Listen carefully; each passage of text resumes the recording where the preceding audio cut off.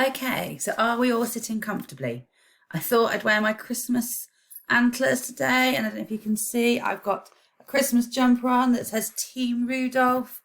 Okay, thought we'd better get in the Christmas spirit, ready for Christmas, and I'm going to be reading the book Laura's Christmas Star.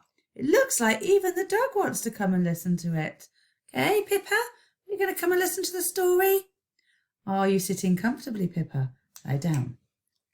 Okay, this is one of my favourite stories. Okay, Pippa, you're going to come out of the way. That's it, we go. Do you believe in magic? Asked Tommy, watching Laura pack her suitcase. They were going to Aunt Martha's for Christmas this year. Laura smiled. It was quite a quiet, secret smile. Sometimes, she said. Aunt Martha says her Christmas tree looks magical, Tommy went on. She says it's huge and sparkly and it glitters like a zillion stars. I can't wait to see it. Are you packed? Asked Mum, coming into the room. She gave them both a hug. It's time for bed now, otherwise you'll both be tired and grumpy on the journey to Aunt Martha's tomorrow.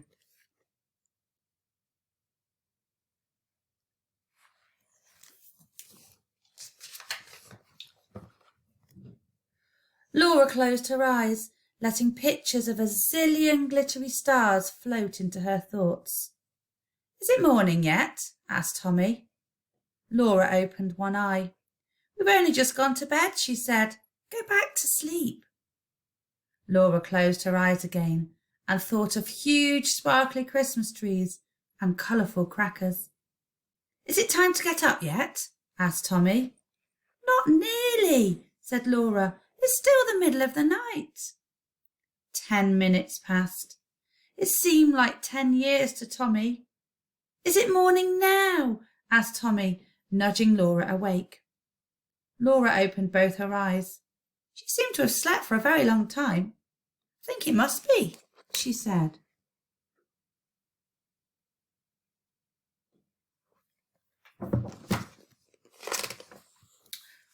Laura and Tommy jumped up, pulled on their clothes and ran into Mum and Dad's bedroom.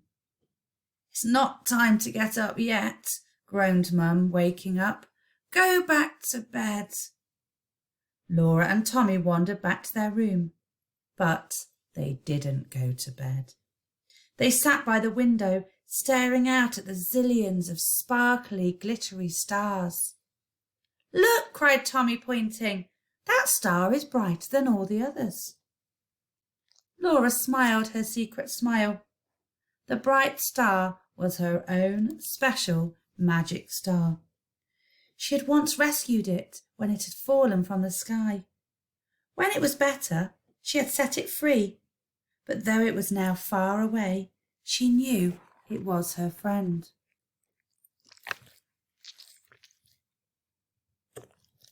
I'm looking up at the sky. Finally, morning came. Laura and Tommy helped Mum and Dad pack the car. Nearby on the pavement, a man was selling Christmas trees. He waved at them and shouted, Happy Christmas! We're going to Aunt Martha's, Tommy shouted back. She's got a Christmas tree that's huge and sparkly and glitters like a zillion stars. At last they were off. The sky began to turn all grey and soft. It looked as if it was going to snow.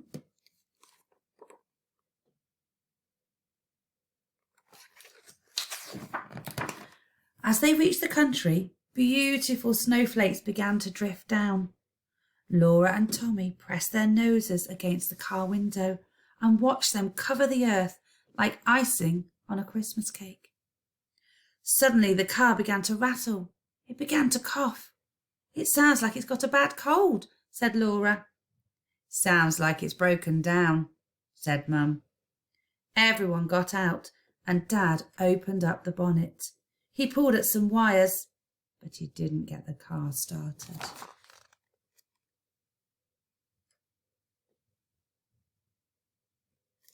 Dear.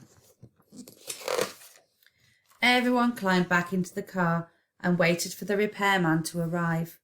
It grew colder and colder and cold, and everyone huddled together to keep warm.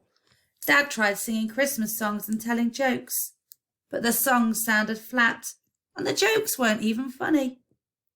"I'll tell you a story," said Laura. "It's about a magic Christmas star that saves everybody." But as she started, Tommy began to cry. "There's no such thing as magic," he whispered sadly. "We'll never get to Aunt Martha's now. I'll never see her huge sparkly Christmas tree that glitters like a zillion stars." Oh, poor Tommy.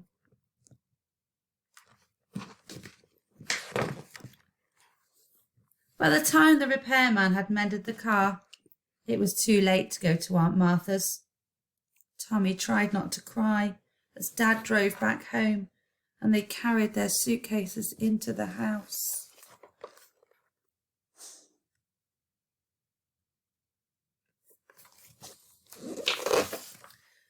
Tommy stayed sad as the daylight faded and the night crept back into the sky. "I wish I could do something to make Tommy feel happy again," Laura said. She looked out of her bedroom and her special star appeared. It shone down at her as if it understood Tommy's sadness. The man who had been selling Christmas trees had long since gone, but suddenly Laura noticed that he'd left behind one little tree. It lay in the snow, looking ragged and battered and very lonely. "I'll get it for Tommy," Laura cried. "Maybe that will cheer him up." That's kind, isn't it?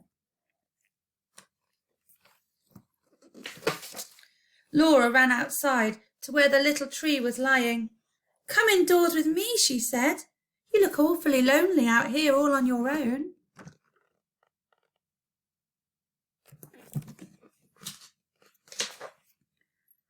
Laura carried the tree into the house.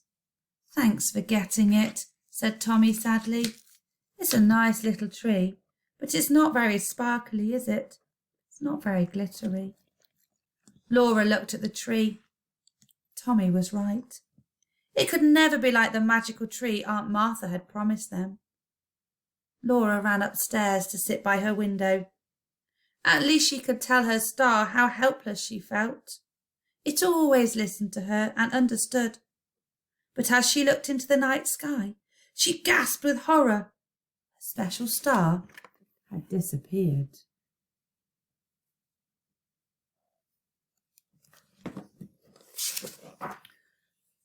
Now Laura was as sad as Tommy.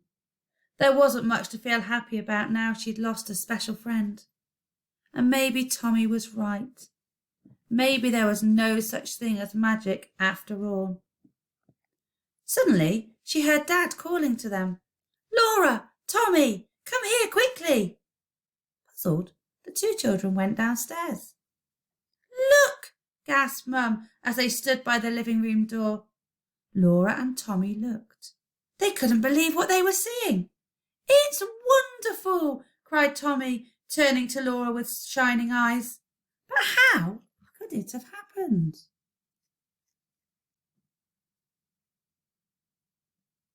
I wonder what's happened.